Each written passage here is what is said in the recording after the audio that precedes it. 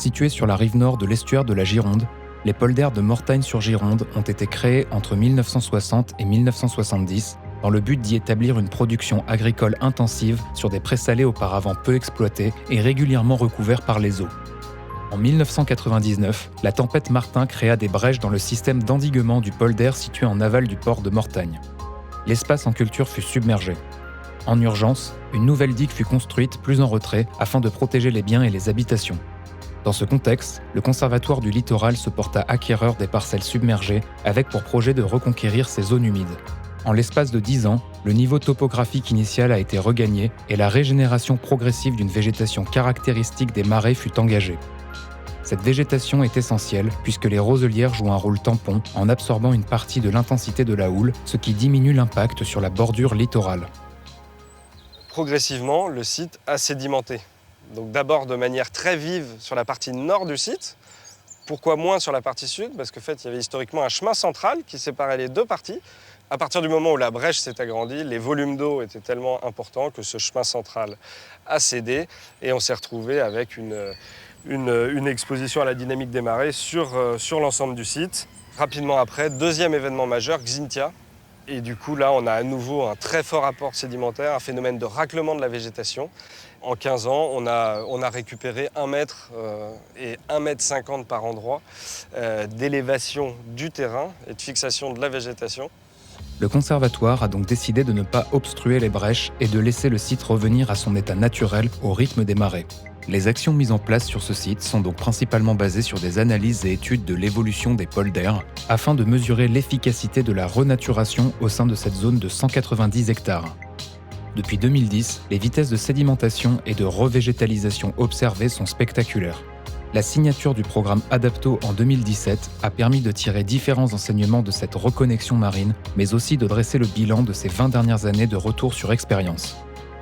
Différentes études sur l'évolution de la biodiversité ainsi que des suivis paysagers et cartographiques des lieux ont permis d'effectuer un constat global de la situation. On s'est également intéressé à la faune piscicole, donc ce qu'on appelle l'ichtyofaune.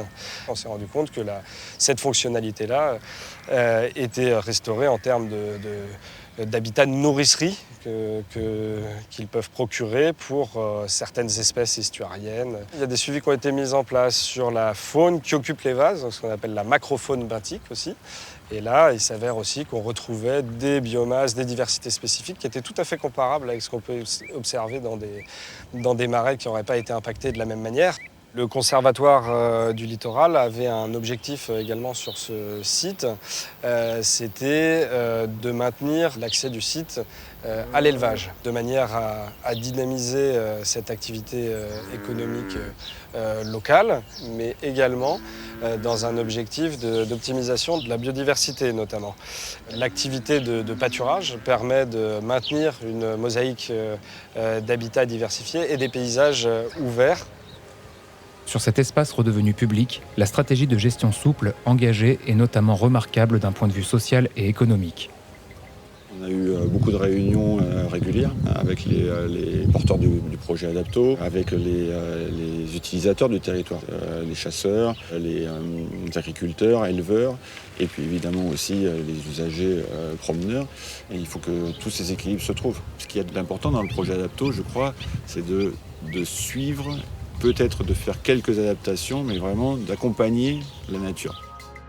Dans ce contexte géographique et social, les actions menées sur le site de Mortagne témoignent de l'efficacité d'une dynamique de renaturalisation face à la montée des eaux.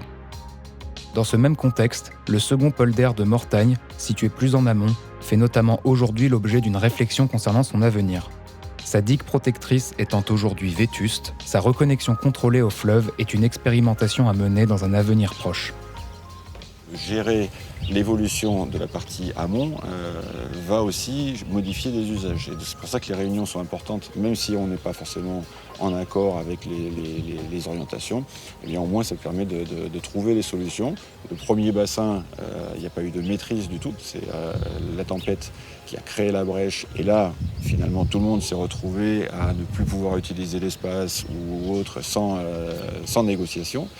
Là, justement, on a un peu de temps et je crois que ça évolue dans le bon sens. En tout cas, les dernières réunions étaient très intéressantes.